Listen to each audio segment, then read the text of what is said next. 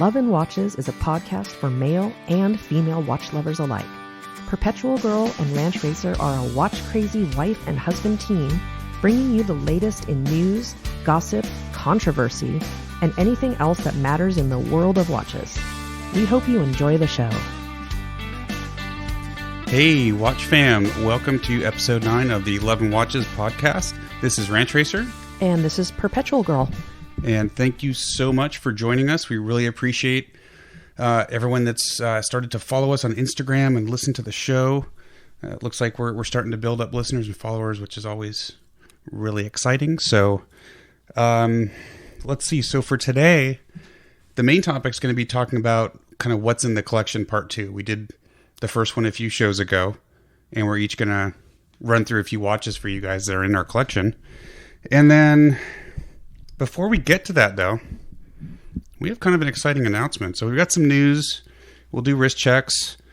But before we even do that, I'm going to hand it over to PG to talk about our announcement. Well, we are doing our very first watch giveaway, and we've announced it on Instagram. So I think a lot of you already know about it, but if you don't... And Kaz and Mike announced it on their show yesterday, which was fellas. Awesome. Thanks, guys. We really appreciate it. That was a really nice little blurb you did for us.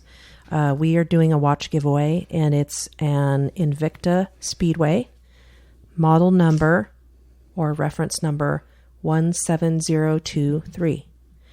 And it is sort of an homage to the Rolex Daytona white dial. Yep. It's a little bit different. I actually have a similar one, Invicta, and it's got the stick indices on it.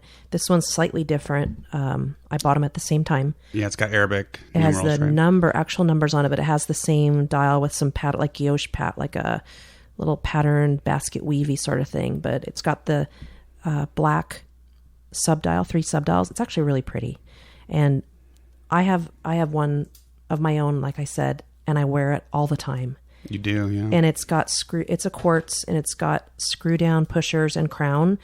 And I've gotten it submerged in water and very wet doing pool chores with my birds. And I haven't had any problems so far. We haven't opened it up, but it's been a really great watch, and it looks great. And you know, it's at the price point, you can't beat it. It's hard to fault it, and I believe it's a 40 millimeter. I think it's 40 millimeter. Yeah. Very similar, like PG said, obviously an homage to the very famous Rolex Daytona, but just looks great. It is water resistant to 200 meters. It's got screw down pushers to allow for that. So super cool watch. It's along the lines of our theme we talked about in our last show, which is basically buy what you like and really don't give a darn what other people think about it, right? Mm-hmm. If you like it, then you should wear it. This is a good, solid, basic quartz chronograph with fantastic looks, and we're excited to give it away. And it's super easy to enter. Basically, you just go over to our Instagram feed at Love and Watches and find the contest post, which right now it's the latest post. And literally all you have to do is comment and tell us what your dream chronograph is, right? What that Grail watch is from a chronograph perspective. That's all you have to do. We're not even telling you have to like us, although we would really appreciate it if you liked us liked our feed and started following us. That would be great. But that's not necessary. You literally just have to comment on the post and let us know what your favorite chronograph is, and that's it. We've seen some neat posts so far and things, watches that I'm not familiar with, because we're learning all the time. Yep, I've seen a few that I had not seen before, or that I heard about but hadn't actually seen pictures of, so it forced me to go look it up. I'm trying to comment on respond to everyone's comments, because it's really fun to see what's coming in. So you have until August 15th at midnight on Pacific time. And then on the 16th, we are just going to use one of those mini random number generators on the internet, and we're going to pick a winner. That's basically it. I'm just keeping a spreadsheet and assigning everyone a number, and that's how that's going to work. So super easy. If you're overseas, we're not prohibiting anyone overseas from entering. If one of you guys win, I know that there are obviously some restrictions and some things we need to follow with shipping, so we'll work with you as best we can to get that done. But we didn't want to exclude anyone, because we have a lot of listeners overseas. So that's it. That's the giveaway. Anything else on that? I don't think so. Okay. I wanted to cover a little bit of news. We haven't recorded for actually 3 weeks now. We are a week behind. Again, I apologize profusely. I think I mentioned on the last show, we're going through some remodeling and some construction here and a lot of noise, and it's been very difficult to find a time to record. So we're a bit late, but if you guys have been reading any of the news in the watch world, you know that, or have probably heard that Swatch Group pulled out of Baselworld for 2019. So big news. It was a big hit to MCH, who is the managing company of Baselworld, and I believe their CEO resigned this past week. So, yeah. Tell us a little bit about which watch companies are under the Swatch. Well, so like group, Omega and Longines and Tissot and Breguet and Hamilton. I mean, a lot of big. I think it's like 18 different brands under the Swatch Group umbrella. So it's not insignificant. It's a really big blow. There have been smaller brands pulling out over the last few years, and the show has half of what it had a few years ago in terms of exhibitors. But, there's a lot of stuff going on. There's a lot of politics. We've never been there. We will probably never go. It's just not the kind of show or the kind of publication or blog that we are. But it's kind of hard for the public to even get near it. It's not really a public show. There's one small public manufacturers to get into as well. Yeah, it's very hard for those manufacturers that provide parts to the larger watch manufacturers. It's hard for them to get in. Food's expensive. Hotels are incredibly expensive, and there aren't many in the area. So I think, unfortunately, the show just grew too big, and there was a lack of communication between the show organizers and the manufacturers in terms of where they wanted the show to go and what direction they wanted it to go in. So it's a big announcement. Do we really care? I don't know. I mean, I care just because I'm a watch enthusiast, but on the other hand, as these manufacturers pull out, if more do pull out, there's a lot of folks thinking maybe Breitling will be next, but at the end of the day, they're going to figure out how to let us know what's going on, right? So we can keep you guys informed. So Basel is cool in that you've got this solid week of information coming out that you can report on. So it'll be a little bit different now in terms of how the Swatch Group and its brands announce this stuff, but whatever. Baselworld is what it is. Really doesn't affect us too much, but it was big news. The other thing I wanted to touch on was just a really cool story. And I don't recall who reported on it first, but long story short, there's a gentleman by the name of Dave Sutton. And Dave is a professional pilot and a diver. And I think the story goes he had a personal Rolex Sea Dweller, and he was pulling up the anchor on his boat one day and almost lost it into the ocean. You can imagine how that made him feel. So basically, he started customizing Seiko SKX watches. And I think through his profession as a pilot, he knew folks within NASA. And long story short, he was able to get his custom watch with an Erica's Original strap on it up to the International Space Station, and they got a picture of it, I think, floating in ISS in front of one of the windows, and just a cool story. And I've been chatting with Dave over Instagram, and I think we're probably going to have him on the show at some point in the future. Maybe we can even get Erica on with him, but that should be a lot of fun. And I just thought it was a really cool kind of feel-good story. So I think that's the news. Do you have anything else you want to talk about news-wise? Nope, no news for me. I have one little shout out. Do you want to do? Oh yeah, we can do shout outs. Go for it. We have one listener. His handle is the unexpected recipient, and he just had a baby, and had posted that. Let's clarify. His wife had the baby. Okay. He did have a part in it, but his wife is the one that actually had the baby. Just to clarify that. Had a baby, 43-hour labor. What a woman. And my goodness. He mentioned that they were listening to our podcast while they were in the hospital so looking cool. for something to do. So, so I thought that cool. was super sweet. Yeah. And kind of really unexpected to hear that. And I thought that was really great. I'm glad we could keep you guys entertained while you're in 43 hours of labor. That's really cool. I did not expect someone to. And they're in the hospital I was born in. Yes. Long time ago. So that was neat too. And I think she's really enjoying the watch thing. And he said that she's kind of starting to get into it. So hopefully that's a budding hobby for them. I certainly hope she is. I hope we can help, because you and I just have so much fun with it together. It's such a fun hobby that a husband and wife can share. So really cool story. I'm glad you did that shout out. I think that was well worth it. It was neat to kind of follow him and hear that they were listening to the podcast. So very cool. I think that's it. Let's jump into, we got to do the wrist checks. Okay. That's kind of a normal thing. You want to go first? Sure. Okay. So all weekend I was wearing my Invicta Donald Duck. I'm sorry. Are you looking for your phone? It was ringing. Okay. It was ringing like crazy, and it was buzzing and driving me crazy. That's fine. I had to. You can keep an eye on it. I had to put them away. So I was wearing my Donald Duck Invicta all weekend because I was doing some risky type activities and didn't want to scratch anything. And I really loved the look of my two-tone homage Submariner. So I was really having fun with Donald. So since I wore Donald all weekend, I thought, now that I'm kind of indoors with all this heat and smoke outside, can't really go out much. I'm wearing the real deal Submariner. So, I got that Invicta because I love Donald, and I love that.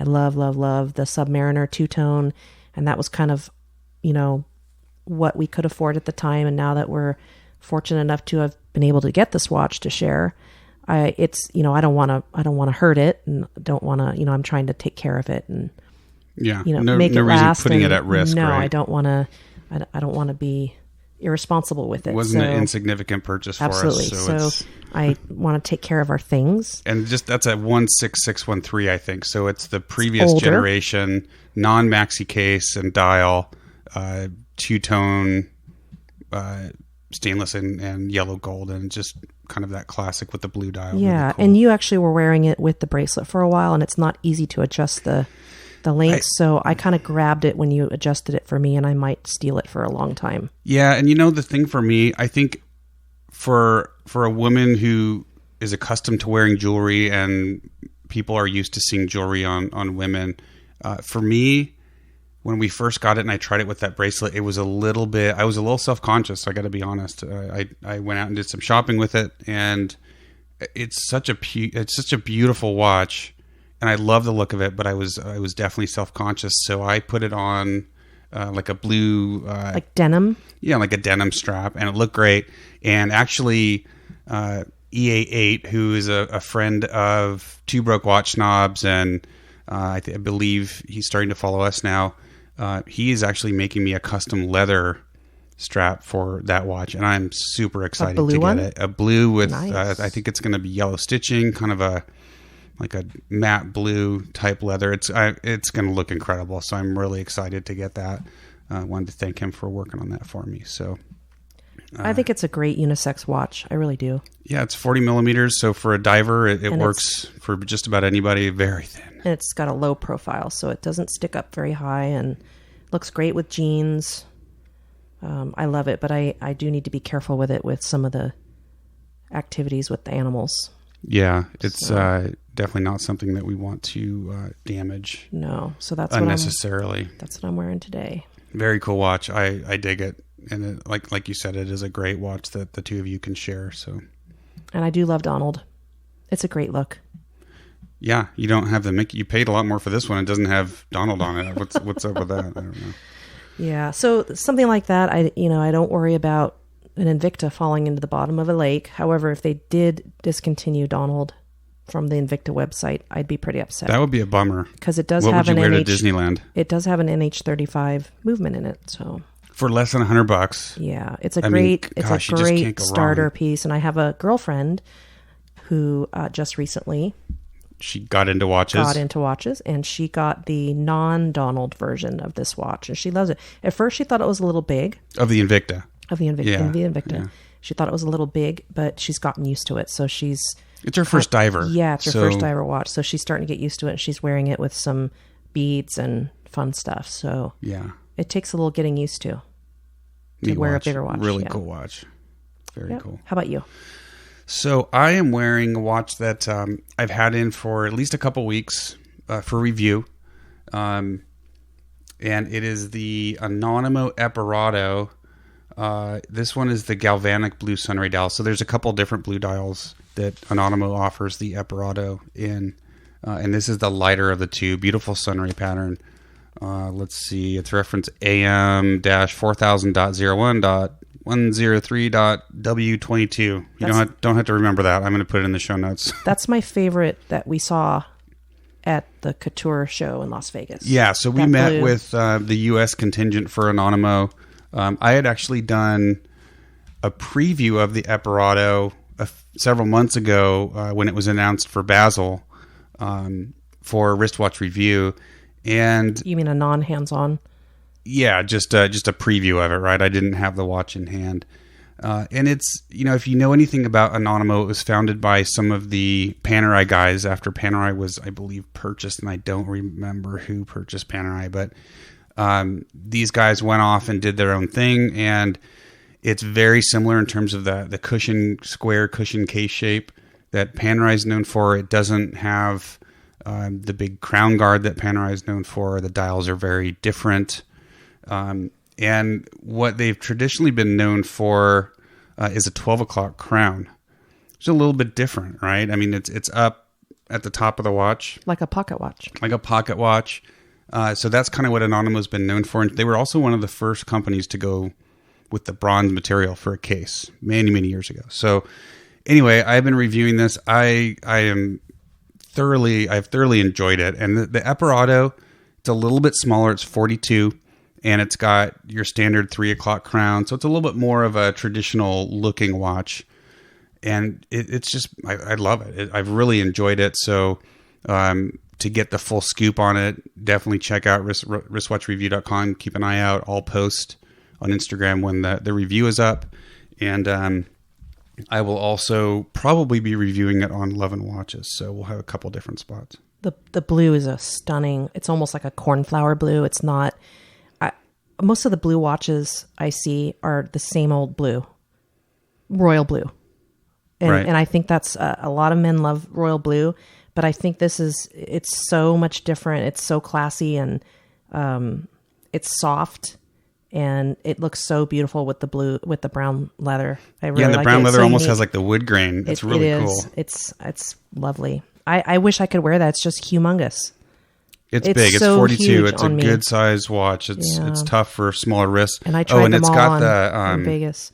What's that bezel called? It's the same that you have on your date. It's like not scalloped, fluted bezel. Pi 10 or Pi. Boy, it catches the light and it just looks so but good. But it's not overdone. No, I mean it's not overdone. It's a really well rounded.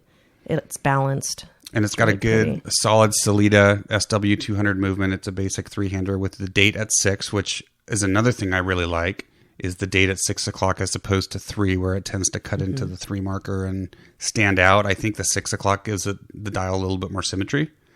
And then it has the traditional triangle formed by Arabic numerals at 12, 4, and 8. Everything else is a stick index, and that's kind of an Anonimo trademark as well. Don't give away too much of your review.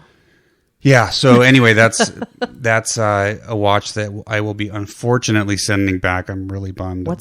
Can you talk about the retail on that, or is that a secret? No, it's not a secret. I believe the retail is right around $2,200 or $2,300. I think it's a great deal for what you get because, if you're looking for that Panerai style, but either Panerai doesn't do it for you or you just don't want to spend the Panerai money, you get something that in my mind is just as good from a quality perspective. It's beautiful. No, it's not an in-house movement. That personally doesn't bother me. I really don't care. And it's easier to get an off-the-shelf movement worked on by any watchmaker. Because it's a quality movement. It's a good movement. So I think it's a great option for those that kind of like that look, but haven't pulled the trigger on Panerai. So anyway, that is my wrist check for the day. I think it's time to start digging into the collection here. You want to go first? You want me to go? I'm trying to find your phone that I sequestered. I think you got it. I got it. There we go. Cool. Did I break it? Yeah, that's okay. Doesn't matter. Okay, so I think I'm going to have you kick off the what's in the collection. I think the first in the collection we did, I kind of did a sort of a Bulova thing. You did. I think it was all like vintage Bulovas, I think it was right? It may not have been all vintage, but I did a lot of vintage, and then it was mostly Bulova. I think I ended up kind of doing a Seiko thing today. So I think I'm going to talk about my Seikos. So it's like the same thing. You have kind of a theme going. I have nothing going. I just picked 4 random watches. That's all right. So I'm starting off with one here that sort of popped up on my Instagram feed. And I got a couple of comments about it. It's a quartz. It's a ladies quartz chronograph.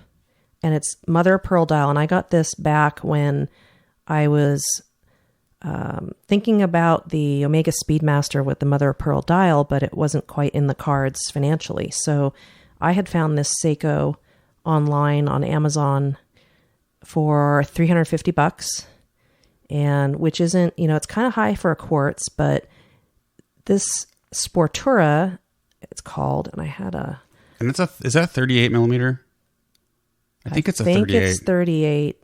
It is a hot looking watch. Yeah, so it's got a ceramic insert. The center links in the band are actually white ceramic, and it's stainless steel. And I've seen this made in yellow gold as well, and the yellow gold version looks a little bit blingy, but this stainless one it's pretty sharp. It's got diamond indices, and they're tiny, but they're diamonds.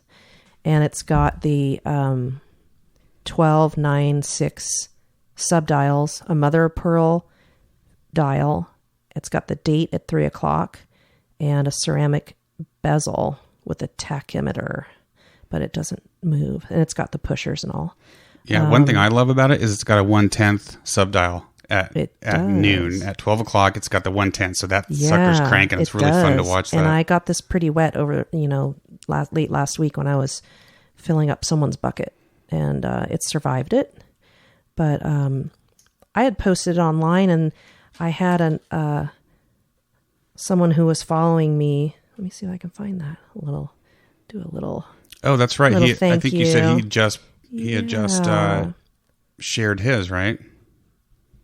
Miclan-Lancris. I can't pronounce that, but he actually posted his wife's Sportura, a little bit earlier version that has like McLaughlin Chris, I think it is. McLaughlin Chris. Okay, so his wife's has the diamonds around the bezel, and it looks pretty similar, really sharp looking watch, and it's the same thing. And he said that mine kind of inspired him to post it, and I don't know if that's because a lot of people don't post a lot of quartzes. I don't know if maybe people shouldn't be feeling bad about posting quartzes, because no, not at all. We talk about quartzes. We own them, and we post a lot of them. It is funny though, because when you first start wearing watches, you wear a lot of quartzes, and then you start getting into automatics, and then you're like, automatics are awesome, and I don't want this unless it's an automatic, and then you kind of sort of get away from quartzes, and now I kind of find myself going back, like I'm finding some vintage quartzes that I think are kind of neat. So you kind of go back and forth. So you just sort of find new things, and then you kind of re-embrace your old things, and watches are watches. There's nothing wrong with quartz. If you like it, it's fun. So I think, unfortunately, a lot of people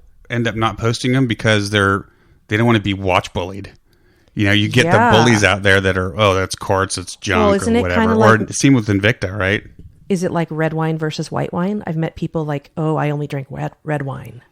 And if you drink white wine, you're maybe, or box wine, maybe you're I don't know, but Invicta like box wine. I like to, Invicta's like box wine. I guess, yeah. But I like to call it watch bullying. In the social media world, it's watch bullying. Don't let people watch bully you. Right. If you like it, you wear it. If you like it, you wear it, and you don't care what other people think. Right.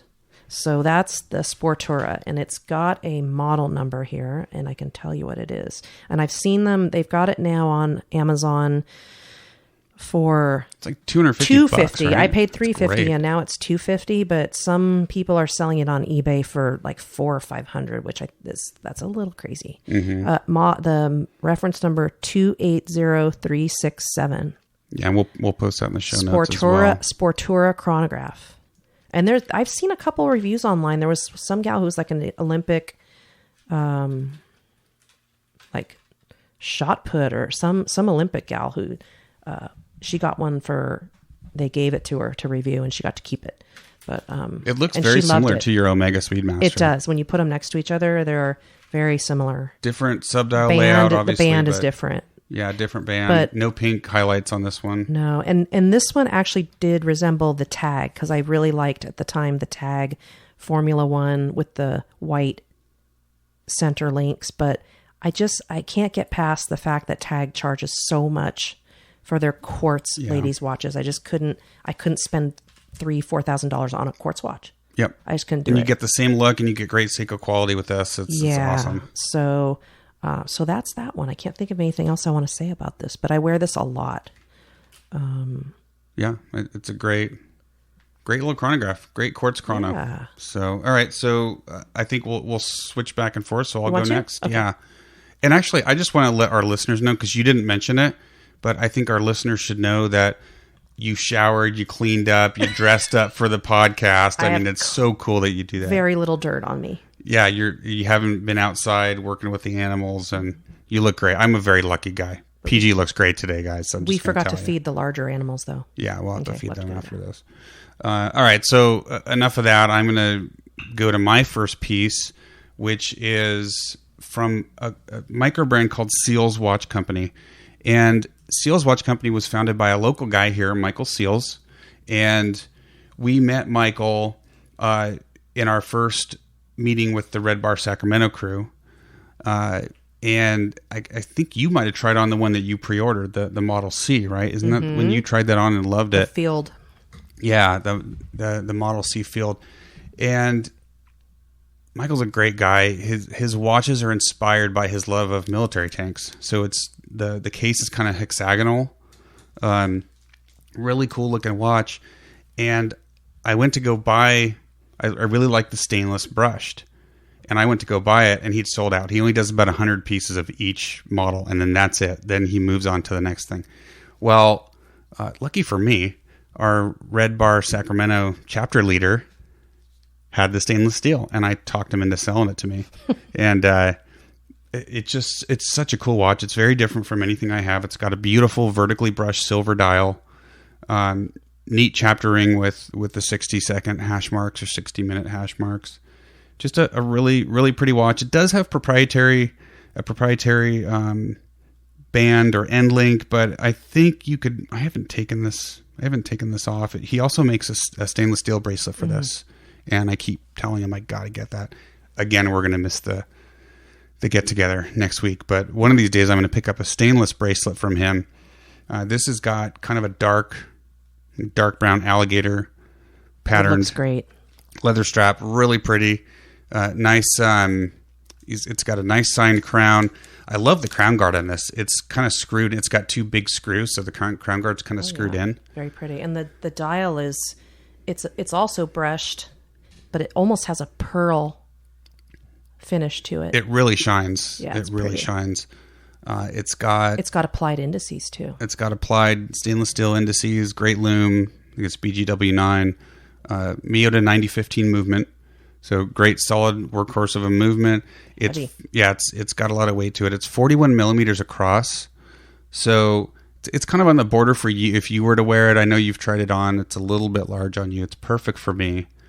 And like I said, Michael's just a great guy. I really like him a lot. He's doing a great job with the business. He's a good listener. Very good listener. He listens to his customers. I actually reviewed another one of his new models, the Dark Seal. I reviewed that on Wristwatch Review. Really neat watch.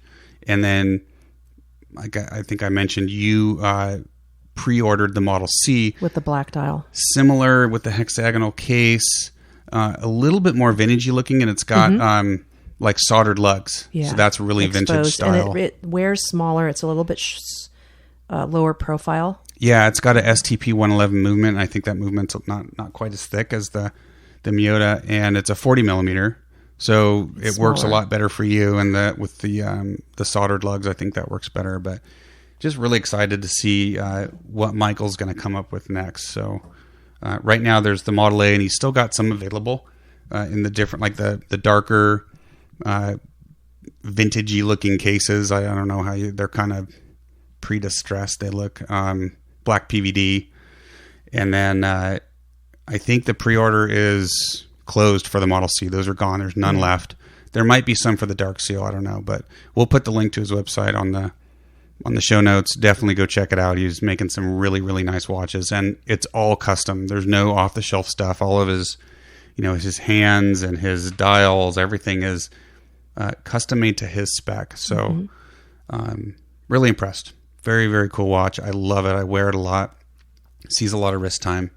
And it's, again, not one that I don't think I'll ever sell. It's got a solid case back with his logo engraved on the back and the part number or the reference number and the model. So very cool. I dig it. You're next. Okay. My next one is the Seiko Orange Monster. And Classic. and I saw this on Watch Freak's website. Someone had posted For sale. Yeah. No, someone had posted a picture of it. Was it Jeep Dad or was it? Jeep It was 99 someone Dad, it might who have been. I forget. someone who does a lot of fishing. Yeah, it was someone else, but Someone who does a lot of neat photography, and it was on a rock with water. And I'm like, honey, what's that? And you always know. Bevo Watch, that's who it was. Yeah, on you Watch always Freaks. you always know that there's trouble when I say, honey, what's that? I know. As soon as I hear those words, I'm like, oh, this is going to be expensive. But it wasn't that expensive. No, it wasn't. It's a Gen 1. Yeah. And then this movement, I believe, is the same movement in the Seiko 5, right? The 7S26. Yep. So it's non-hacking, non-manual wind. That was the original kind of Seiko entry-level workhorse. And this is the SKX 781K1. So the original first gen with the rocket ship hands. Yeah. Just really, really neat. It's let me see that. It's not a small watch, but it's smaller than the Baby Tuna. Yeah. Date. Yeah. And I've swam in the lake in that one. It's a great watch. I love it. And I just love the orange dial, and I have it I usually wear it on the Gulf race car NATO. Light orange or light blue and orange. Yeah. I like it. So that was your very first diver, I believe. No, my Invictas were my first divers. My little Invicta quartzes. You had Pro Diver. Okay. Yeah, I had the quartzes. Smaller ones. And then I had the Snoopy, which I'm going to talk about later. Okay. But yeah, so this Seiko is my orange monster that I love because I fell in love with your Baby Tuna, but it was just way too big. I tried wearing that. Like 45 with the big shroud, 46 or 47. And because I love the loom at night. I love being able to wake up and know what time it is. I'm telling you, Seiko loom there's nothing like it. It's great. So love this. Love the movement. It's awesome watch. It's a super cool. And it's funny because, Kaz and Mike did their show this week on SKX watches, and I was chatting with them today over text, and I said, unfortunately now you've got me looking for SKX watches. I totally forgot we already have one. We've got the Monster. That's a classic SKX. Well, what about the Tuna? Same thing? No, Tuna's different. That's not the SKX. But I also I bought an SKX that had been customized, a 007. Oh, with the 1911 on it? Yeah, with a firearm on the dial. And I took it all apart, and it's still apart. I need to get it back together. So we actually do have a couple SKXs that I had completely forgotten about. So that's pretty cool. All right, so are you good on that one? I think so, unless you can think of anything remarkable I need to mention about the... I don't think so. I mean, it's got a super cool bezel with a bezel guard. It's got a really cool bezel. It's really easy to grip. Again, it's the SKX 781, and just a really classic. It is the classic orange monster. I'm really glad we got the Gen 1. I like it more than the Gen 2 with triangular indices. I've never tried it with the original bracelet on it, have I? Yeah, it came with a mesh bracelet, I think. Well, I've tried the shark bracelet, but it also came with a did it come with standard original bracelet, and I just never tried it it because I thought it was too masculine, but I suppose I should really try it. Probably. I think it's in the box, right? Yeah, you never know till you try. I think it was a 5-link, wasn't it? Oh, I don't remember. We should take a look at it. We bought that one a while ago. But any standard, if we've got the end link, we should try it. Yeah, if it came with the factory end links, then we can certainly throw it on. Strap Code's got a bunch that'll fit that. We got several. I really like having a bracelet because for water application, I don't like to have the wet NATO on me all the time. It's kind of and they when you get them wet, they stretch a little and then it gets loose. So yeah. All right. Well, cool. Good choice. So what do you got there? So my next one is a brand that we've talked about quite a bit. I've written up reviews on Wristwatch Review and on Love and Watches about this brand, based in the UK, and just a really fun, art watch brand, and that's Mr. Jones Watches. And they have a watch called The Last Laugh, and they have a version called the Tattoo, which is this like a sugar skull, right? Like the Mexican sugar skulls, like Day of the Dead type stuff. And they had it in a smaller size with really thin, sharp lugs, and then they came out with the XL. And the XL, let me see, I think I've got specs for it here. Mr. Jones. So yeah, it's 45 millimeter. It's a big watch, but it's just super cool. And I dig the way it tells time. So it uses a Seagull TY1723 movement, I believe. So it's a Chinese movement. I think this is the only watch I have that's got a Chinese mechanical movement in it. But they used it because it's set up for the disc style of telling time. And that means you've got 2 discs in there that rotate. The top layer of teeth in the skull's mouth shows you the hour, and the bottom layer of teeth shows you the minute. So just like my first bloom or last bloom. Well, so then you bought your last bloom after I bought this. Just really, they're really fun watches. You know, for me, this watch is about not taking the hobby too seriously, and not worrying so much about what other people think, and just looking down at your wrist and smiling. And it's beautiful art. It is. It's really well done. The artists are well-known, very talented artists. They use local artists in the UK. They work with several different artists, and it's just a lot of fun. And it's got a sapphire crystal, black PVD case, nice black leather band with green stitching that kind of pulls out some of the green and the artwork on the skull. Yeah, it's a really fun watch. And every time I post this, the gist of the post is, don't forget to not take the hobby too seriously, because then you stop having fun. If I stop having fun, I stop the hobby. And I don't ever want to stop having fun with this. And this was the first watch of this type that I've owned, right? I'm not an art guy. I don't really use that side of my brain. Doesn't really interest me, but I saw this watch and I loved it. I love skulls, and it was just, I had to give it a shot, and I really, really enjoy it. And I highly encourage you guys, to check them out, because they're just fun. And they have tons of super cool watches. They do. And most of the time it's not about telling the time. I mean, it does tell the time, but it does it in a fun way. And it's more just about enjoying yourself and enjoying the hobby. And like I said, I look down at this when it's on my wrist, and I inevitably smile. You know, it's just a lot of fun, and I do get comments on it. This is one of the few watches that I wear where people that are non-watch people will say something like, "What the heck is that?" You know, and I explain how it works, and I tell them it's an automatic movement. There's no battery, and they really enjoy it. So that's it. Nice. Fun watch. Go for it. Number 3 for you. Okay, number 3. I like to call this Crazy Snoopy. And you named it Crazy Snoopy because it's my crazy accurate Invicta Snoopy. It's like less than a second a day accurate. It's less than a second. NH35. It's almost as it's actually as accurate at times as the Rolex watches we have. And it's an NH35 movement. It's pretty small. I think it's like 37 millimeter for that. 37 or 38, I think. Maybe. But it's red. It's got a red face and a red dial and a red bezel. And it's got Snoopy. He's like doing his happy dance. It's got a date. And it's the really Snoopy silly. happy dance. The Snoopy happy dance. And does it have a display case back? Yeah. Cool. It's supposed to be. I think it's a limited edition, but I have a feeling that the numbers that Invicta puts on every Invicta is a limited edition. It's all edition. 0008. Every single one, I think. By the way, we're not like in love with Invicta. No, we just don't like the hating because it's it. irrational. And it's Invicta fun. does some stupid stuff. I mean, they post their prices at crazy, ridiculous prices, and then what is that? Oh, it's on sale for $60, and normally $2,000, whatever. But I think Snoopy. they all say limited. Yeah, yeah. But it's Snoopy, and I love Snoopy, and I can swim in this and get it wet, and it's an automatic movement. It's got a Seiko movement. You can't beat it. It's fantastic, and it's super. I got lucky. Sub with this one. $100. This has a really accurate movement in it. I mean, the fact is, most quartz watches cost more than $100 these days, and to be able to get a Seiko powered automatic watch in stainless steel, nice diver, good water resistance, nice bezel. For less than $100, it's crazy. I mean, if you go Prime Day, you can even get them for less than $50. Yeah. I know it's So, amazing, and it's fun if you want to collect, and not whether you can afford to or not.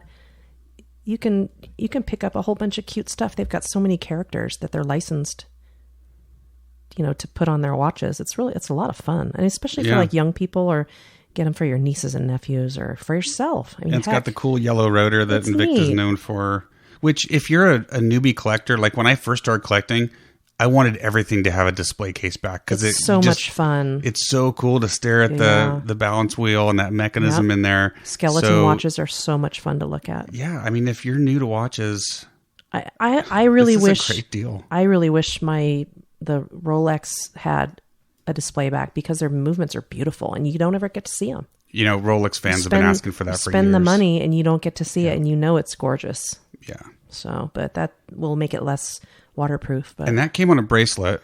Didn't it? Yeah, really nice. And you've got it on a Barton quick release I've red. got on a red, which matches the dial. Yeah, and actually, this is one of those the Bartons that's got the shorter.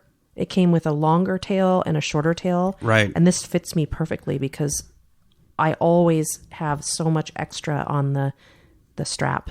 I definitely have to give Barton props for that, for including 2 different length tails depending on your wrist size. Because frequently for you with a smaller wrist, it's hard to find straps that work. They usually wrap all the way up to the lug. Yeah, and you don't have enough holes punched in it. Never. It can like be the Anonimo you're wearing doesn't have enough holes in it. Right. I've had to punch holes in all my watches with the leather punch that I punch holes in the horse stuff. Yep.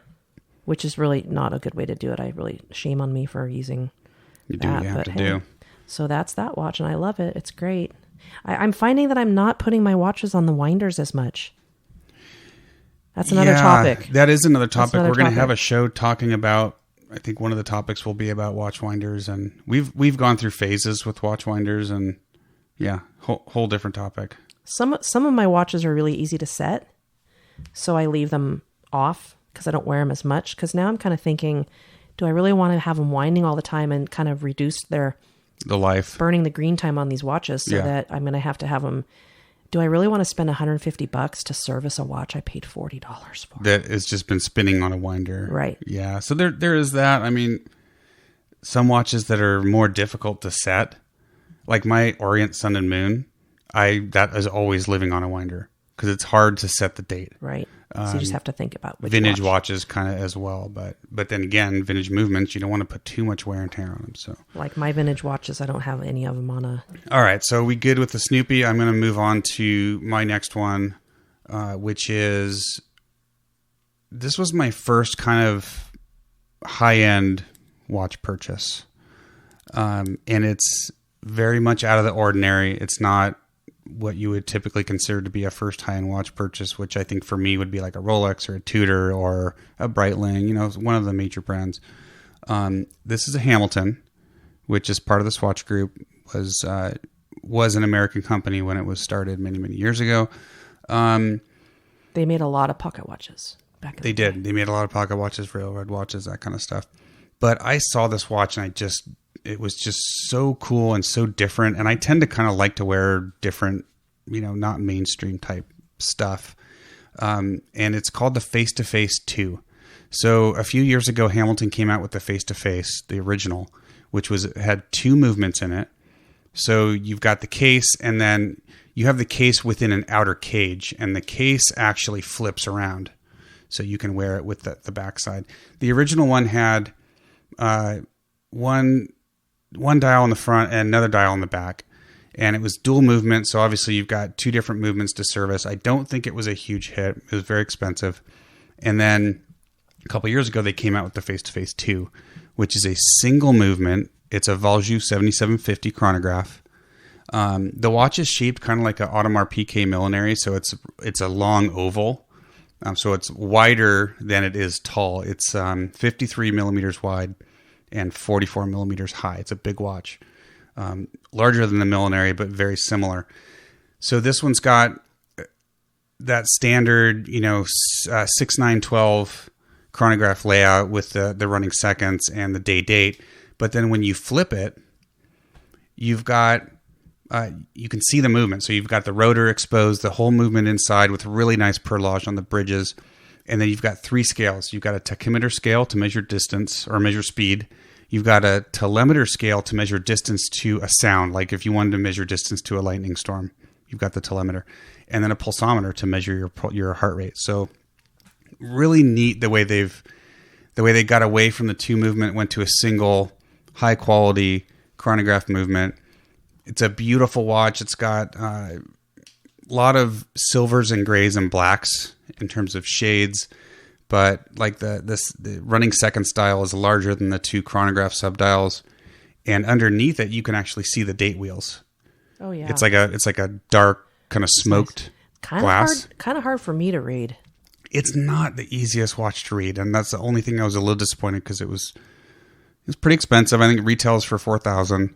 It's not what I paid for it, but still, it was a lot of money for our kind of first high-end watch. But it's just really cool, and I can tell time. It's just a little tough because it's got pretty small silver hands with a silver backdrop. So I can see why they did that, though, because they want you to be able to see past it and underneath. So they wanted to leave room so that you could see the date wheels. So now, is this movement modified so that you can flip it and use the back as the...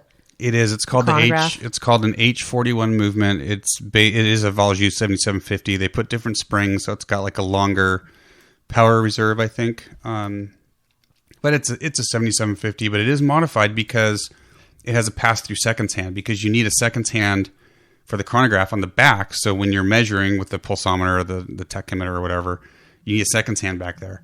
So that seconds hand obviously runs it runs counterclockwise.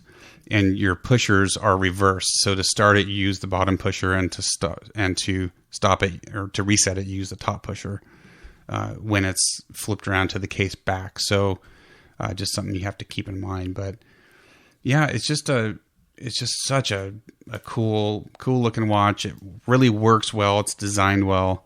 It's got a thick black leather band with a light blue on the underside, so that kind of works with some of the blue accents on the... I think I broke it. Did you break my watch? It's not working. Let's see. Well, it's not wound. Oh, well, that would explain it. That would be why. Okay. It's not wound. So once it winds up, it's going to be running. But yeah, so it's got that really nice, and it's got a deployant clasp with a hidden tail. Pretty band. Yeah, beautiful band. It really brings out the blue nice. Highlights in the dial on both sides. Well, Hamilton did the Ventura, and they've got a little bit of an edge to them. They do. It's a great brand. Ventura. They do different stuff. That Ventura unisex is one of my kind of grail. That's on my wish list. Yeah, it's a fun watch. Most of those Venturas are pretty darn big and too big for a lady. But yep. And they do make a ladies, but it's a quartz. And if I'm going to do it, I want to do a real thing. So totally. But yeah. All right, I think we've got your last one. So my last one. These are little vintage pieces that I've posted. But I was browsing around one Sunday on eBay, and there's a watch merchant who sells vintage watches, and I think this person has like 5,000 vintage watches, and I found two. They're actually the same. They're watch. like little spaceships. Yeah, they look like little spaceships, and they kind of have this funky little designery looking case shape. And I thought they had yellowed dials. Like the from dial age. is shaped like the Hamilton face to face. It's a long oval. Yeah. And I thought it was yellowed like with age, and the thing comes in the mail and it's a champagne dial, and they've got really cool. a red and a green stripe down it, sort of like that sort of Gucci Beverly Hills sort of. I don't know if it's 80s or if it's like way back to the 50s. I honestly can't ID it because the dates, Seiko date finders, you cannot determine the decade. I thought we determined it was either 60s or 70s. I think it's pretty old. I can't tell, but it's got the one has the original bracelet on it, yeah. But the movement in it is the H. Oh my gosh, I forget. I popped it open. Old wind up movement in it. Manual wind mechanical. That I believe they only used like in the 50s. So I think this is actually, I think this is a pretty old, these are old pieces. And I paid $40 for one of them and $100 for the other. So I wasn't going to quibble over price, but they're actually pretty big for a lady's vintage watch, and they both work. And they're just super cool. And I know you're not really into the vintage thing, but not as much as you are. I dig vintage stuff. And these are just really unique. I have never seen. Seiko's got a few funky weird looking ladies' watches, but I just love these. And I can't find anything on these at all. You're starting to get me into the vintage, though. We just bought a Seiko Pogue, a yellow dial Seiko Pogue, super cool, and a Bulova Oceanographer orange dial. Yeah, those aren't out there, though. These are weird. Yeah, those are more like normal divers. Right. Yeah, these are totally bizarre. Really cool looking, though. They're a lot of fun. But I like them. I mean, they just scream halter top. Awesome. Space race. I mean, total space they race. They are. It feels. That's why I was thinking more like 60s. But even in the 50s, that was, They're neat. But the green and red stripe, that's what I can't figure out. I don't know. Yeah, it's like almost like the Italian flag. Yeah. I can't figure it out. And I can't find anything. I can't find them in any books. I've looked through countless Seiko catalogs. So if any of you Seiko buffs we'll out there, post them, and we'll post the movement number. I've posted them. I already posted them. On the show notes. Looking. Yeah. Okay, 541065 is the case number. That looks like 11-7820 is another number under that. But I haven't really researched I've got a these 7. This is 147820. I really should research them. I've looked up so many cool things, but they're neat. We've posted this before on a previous podcast. I don't know if if it was a wrist check or something. I don't know, but I think it was a wrist check. Could have been a wrist check. Yeah.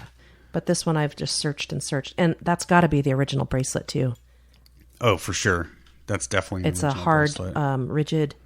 It's still got the safety chain on it. It's neat. It's like a dual pipe. Yeah, 2 pipes. They're really neat. Funky. It is very funky. Yeah, I like them. I dig them. We should probably service them. We've been buying vintage watches and need to get some movement just to have them serviced. But they're pretty clean, and one's actually quite accurate. Is it? Yeah. Have you checked them both? Well, we checked the one with the leather band is not as accurate as this one. So I think someone's, what'd you call it? Someone messed with the adjustment on it. Well, someone did regulate this one. Yeah. You can tell. When I looked at the movement, it's been regulated. So, yeah. But, yeah, it's fun. So I like those. I love finding the little vintage. I wish I had my mom's little vintage Bulova. Oh, I know. That disappeared. Cool. Yeah. But they're all out there on eBay if you can find them, if you know what you're looking for. Yep, for sure. So, well, that's all I've got. All right. Well, let's get to my last one here. We're approaching the hour mark. The last one that I'm going to talk about is a relatively new watch to my collection. And again, it's another watch that I wrote a review about for wristwatchreview.com. Just a quick backstory. It was either last year, 2017 or 2016, Seiko came out with a watch that became known as the Blue Lagoon in both the turtle case and the samurai case. And it was just a really pretty blue dial with a nice two-tone blue bezel. And I didn't jump on it when it came out, and now they're trading for more than retail on eBay. And it was always a watch I kept kind of going back to and looking at, and it was really just, I'm a big blue guy. Most guys, for some reason, we all like blue. I'm a big blue dial guy. So anyway, I've always kind of regretted not buying that Blue Lagoon. Well, this year, and I don't remember if it was announced at Basel, but it was I think it was around that time, Seiko announced a brand new special edition. I don't know how many, they haven't said how many they're going to make, so I'm not sure what special edition means, but it's called it's the SRPC 93, I think. I wrote it down here. It is the SRPC 93 Save the Ocean, and it's called the Save the Ocean because it's a collaboration with Fabien Cousteau and his Ocean Learning Center. So when you buy one of these, part of the proceeds go to the Ocean Learning Center. But that aside, it's got a dial that I have just I've never seen anything like it before. If you look at is it a blue whale or the sperm whale? I forget, that has the ridges on the side of its body. That's what the dial's modeled after, and it's this beautiful dark blue gradient that fades to a black at 6 o'clock. But most of the dial is that just incredible, amazing glittering blue. most amazing blue dial I've ever seen. And again, it has a 2-tone blue bezel with a different blue color marking 0 to 15. And I wear the heck out of this watch. It's just a great looking piece. The Samurai comes with a bracelet, which I really like. And then I've got some other bands that I've purchased. I got a couple Toxic NATOs that I've bought for it. Just a really fun watch. I wear it a ton. It's a great daily wear, and again, it's just got that incredible blue. So, highly recommend it. They're still available if you missed out on the Blue Lagoon, but you like a Seiko blue dial and you like either Samurai or Turtle. I bought the Samurai. There's the SRPC 91, which is the Turtle variant, but PG bought me a Pepsi dial or a Pepsi bezel Turtle for Christmas last year. So I already had my Turtle.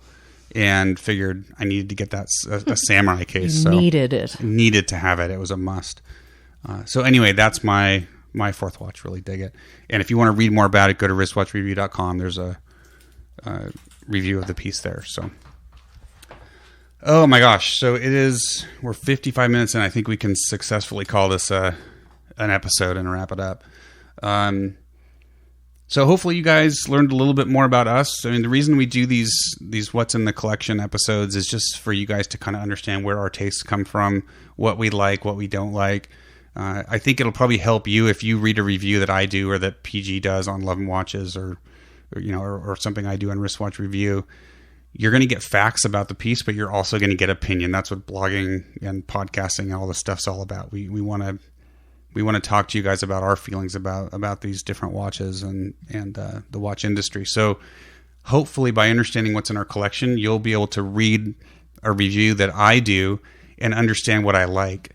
And so can kind of put my opinion in context because, again, it's just opinion. A watch I may not like, you may totally dig. So hopefully by us going through the collection, you guys are getting an idea of what we like, which tends to be all over the place, I think. Right. I mean, I get comments. I just got one that I had posted a watch and someone said I don't care for it, and that's totally cool. Yeah, no, everyone's got their own tastes and their own opinions. We think there's a watch out there for everybody.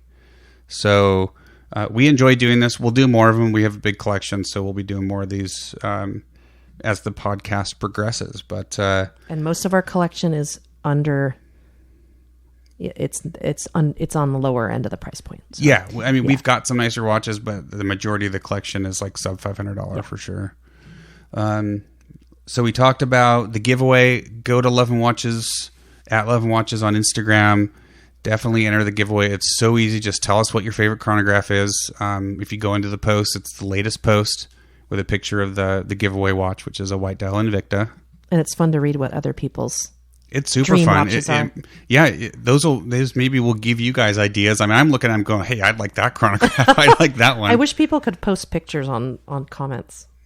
Yeah, no, I know they can't, but it's easy enough to go look up, on images. But so we talked about the giveaway. Really easy. Go follow us. Please follow us. I mean, we would really appreciate it. You don't have to follow us to enter the giveaway. All you have to do is tell us your favorite chronograph, but we would really appreciate the follow. We talked about Swatch Group pulling out of the Baselworld show, so it's going to be interesting to see what happens there. Talked about Dave Sutton's custom SKX getting launched up to International Space Station, which was super cool, and then jumped into the wrist check. Oh, and you did a shout out to New Baby. To our buddy who and his wife who just had the baby, who's listening to the podcast in the hospital that I was born. So that's pretty darn cool. So I think that's it, guys. As always, thank you so much for listening. We appreciate it. Please comment on the post that we'll put on Instagram for the show. Go to the website, comment there. iTunes.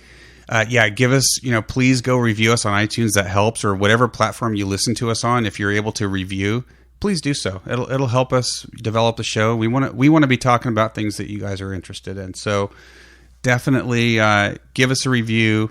And I think that's it. Thank you again for listening. We appreciate all the listeners and the followers. I am Ranch Racer. And I'm Perpetual Girl. And as always, I say, buy what you love and love what you buy. Awesome. All right. Thanks, everyone. We'll see you next show. Bye-bye.